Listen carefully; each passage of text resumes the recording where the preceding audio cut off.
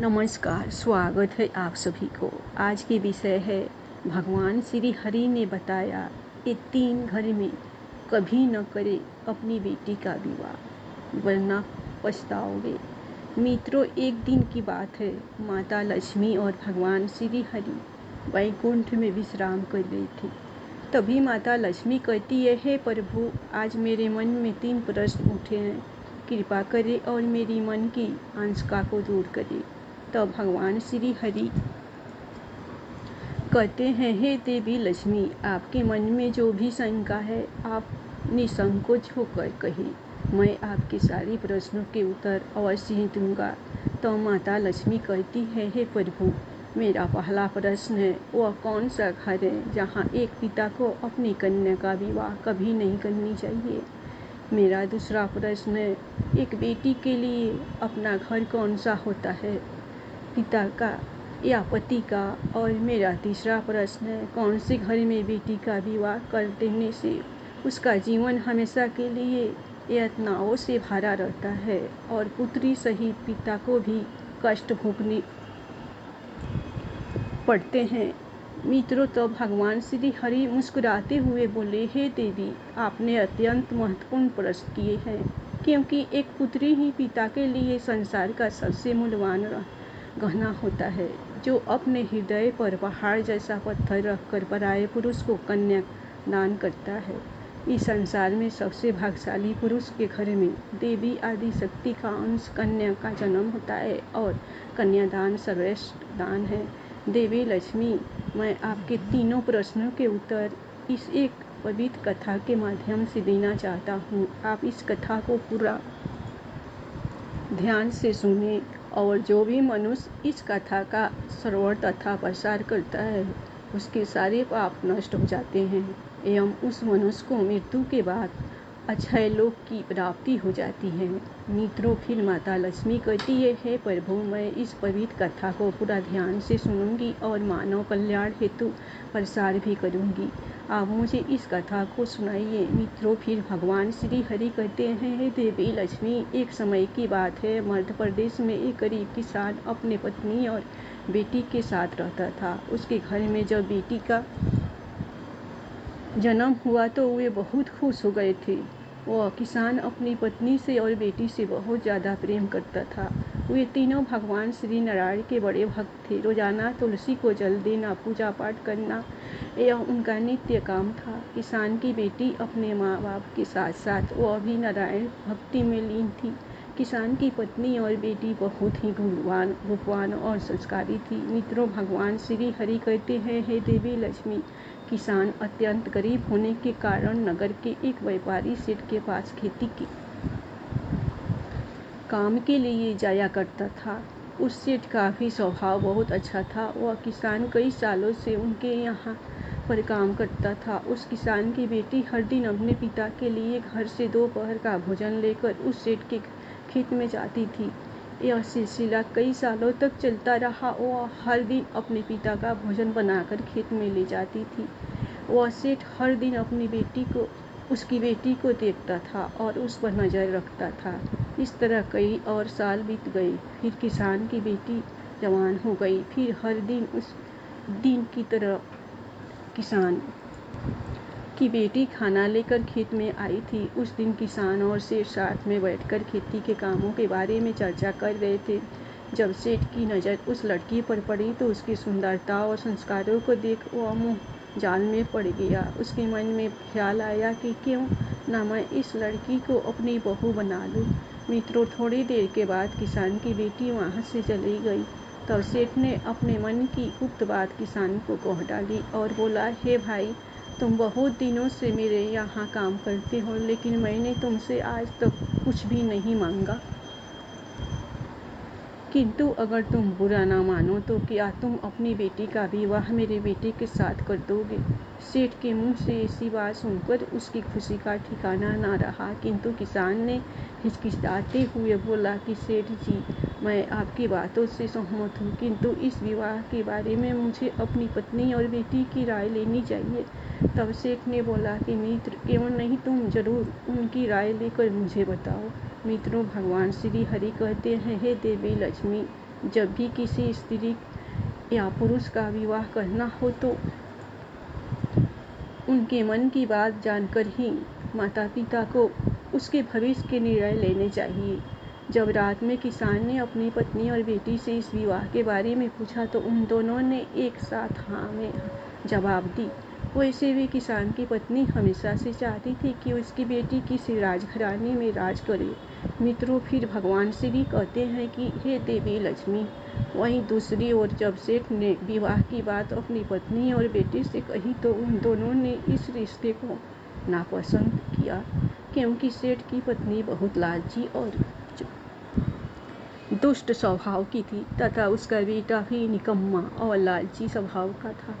तभी सेठ की पत्नी बोली, हाय हाय, आपकी क्या मति भ्रष्ट हो गई है, जो एक भिखारी को वह बहू बनाना चाहते हो। मैं तो क्या मेरी जूती भी ऐसे घर में कदम ना रखे।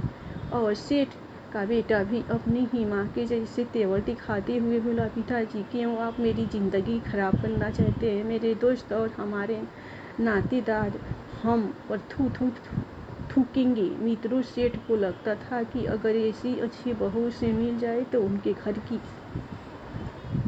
तरक्की होगी, घर में शांति बनी रहेगी और बेटा भी उसके काम में हाथ बटाएगा। लेकिन घर वालों की ऐसी बातें सुनकर सेठ को बहुत गुस्सा आया और सेठ ने कहा, अब इस घर की बहू तो केवल उसी किसान की बेटी ही बनेगी।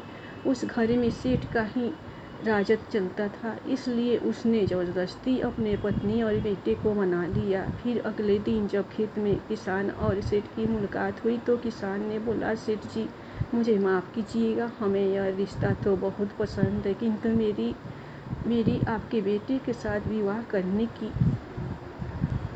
हैसियत नहीं है। तब सेठ ने मुस्कुराते हुए कहा, बस इतनी सी बात है, तुम जितना चाहे खर्च करो, तुम्हें जितने भी धन की आवश्यकता हो तुम्हें हमारे मुंशी जी देंगे। तब सेठ ने मुंशी से कहा, देखो, यह हमारे होने वाले समधी है, इन्हें जो चाहे वो सब कुछ दे दो। फिर उस किसान ने भी बड़ी धूमधाम से अपनी बेटी की शादी उस सेठ के बेटे के साथ कर दी। किसान की बेटी ने भी ईश्वर का नाम लेकर उसके साथ फेरे लिए और वो अपने ससुराल में चली गई। फिर क्या था, सेठ का बेटा पत्नी को छोड़ अपनी एक प्रेमिका के साथ रहने लगा और आए हर दिन सास बहू के बीच झगड़े होने लगा।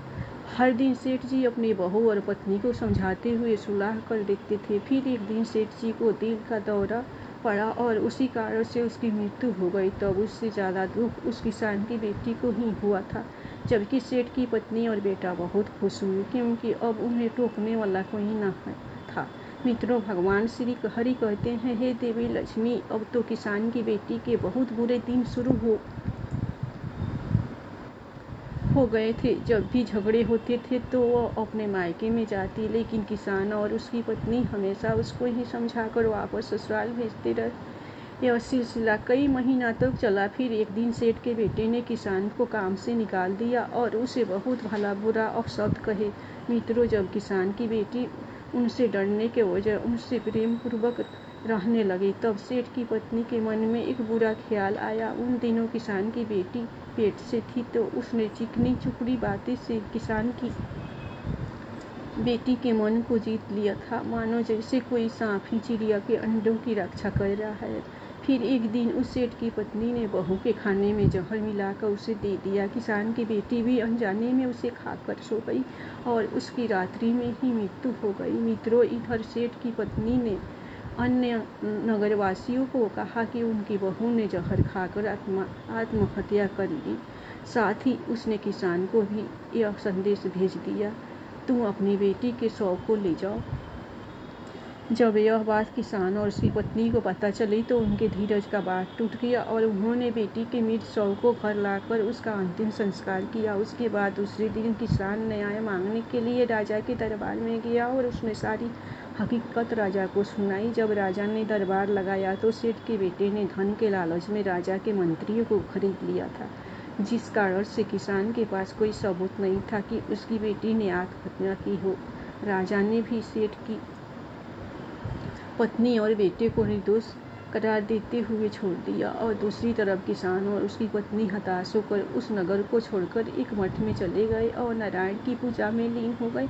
भगवान श्री हरि कहते हैं, हे देवी लक्ष्मी, किसान की बेटी पवित्र और सच्ची भक्त होने के कारण उसे स्वर्ग मिल गया और कुछ दिनों के बाद किसान और उसकी पत्नी की मृत्यु हो गई और उन्हें भी स्वर्ग की प्राप्ति हो गई। मित्रों, भगवान श्री हरि कहते हैं, हे देवी लक्ष्मी, तुम्हारा पहला प्रश्न था कि वह कौन सा घर है जहाँ एक पिता को अपनी कन्या का विवाह कभी नहीं करना चाहिए। तो यह घर इस सेठ का है जो अत्यधिक धनवान था, जहाँ पर उसकी कन्या सुखपूर्वक जीने के वजह दुख भोग रही।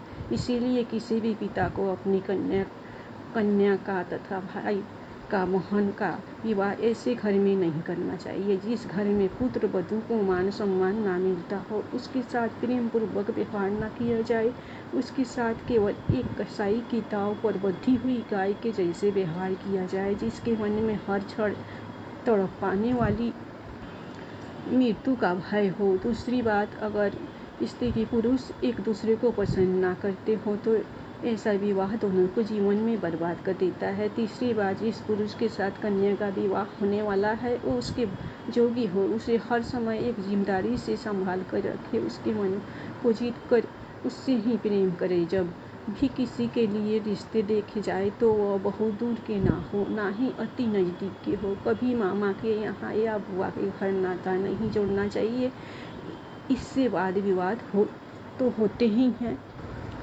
लेकिन समान वंश होने के कारण संतान मंद या शारीरिक विकलांग भी हो सकती है। अपनी कन्या का रिश्ता अन्य दूर प्रदेश में कभी नहीं करना चाहिए, क्योंकि उसके बुरे हालत में उसे पिता या भाई की ओर से मदद मिले। फिर श्री हरि कहते हैं, हे देवी लक्ष्मी, चौथी बात है, किसी पिता को कन्या और भाई को बहन का रिश्ता कभी अति धनवान घर में या अति गरीब घर में नहीं करना चाहिए। धनवान लोग उस स्त्री के साथ दासी के समान व्यवहार करते हैं और उसके माता पिता को भी सम्मान नहीं मिलता, तथा अति गरीब घर में विवाह करने से उसे हमेशा अपनी ज़रूरतों को पूरा करने के लिए अपने पिता या भाई के सहारे ही ज़रूरत पड़ती है। जब भी रिश्ते की बात होती है तो हमेशा उनके कुल और वंश में देखना आवश्यक होता है। अन्य कुल में विवाह होने से समाज में प्रतिष्ठा कम हो जाती है और लोग हीन भावना से देखते हैं, साथ ही उस स्त्री को भी कई परेशानियों का सामना करना पड़ता है। मित्रों, श्री हरि कहते हैं, हे लक्ष्मी, आपका दूसरा प्रश्न था कि एक बेटी के लिए अपना घर कौन सा होता है, पिता या पति का। तो शास्त्रों के अनुसार स्त्री का घर उसके पति का ही होता है। चाहे सुख हो या दुख, पति पत्नी को हमेशा साथ रहना चाहिए और हर हालत में एक दूसरे का साथ देना चाहिए, जैसे कि हमारी राम सीता की जोड़ी थी। और आपका तीसरा प्रश्न था कि कौन से घर में बेटी की शादी कर देने से उसका जीवन हमेशा के लिए यातना से भरा रहता है और कन्या सहित पिता को भी कष्ट भोगने पड़ते हैं। जिस घर में स्त्री को सम्मान न दिया जाता, उसके साथ हमेशा ही तुच्छ प्रकार का अभद्र व्यवहार किया जाता हो, जिस घर में स्त्री पर पुरुषों से हाथ उठाया जाता हो या उसे अपशब्द बोले जाते हो, ऐसे घर में स्त्री का विवाह कभी नहीं करना चाहिए। देवी लक्ष्मी, अब मैंने आपके सारे प्रश्नों के उत्तर दिए हैं। तो माता लक्ष्मी कहती है, हे प्रभु, जिस घर में स्त्री के साथ दुर्व्यवहार किया जाता है उस घर से लक्ष्मी रुष्ट होकर चली जाती है। ऐसे घर में धन की हानि होती रहती है और घर गरीबी में चला जाता है। साथ ही जो पुरुष स्त्री पर हाथ उठाता है उसे भी ब्रह्म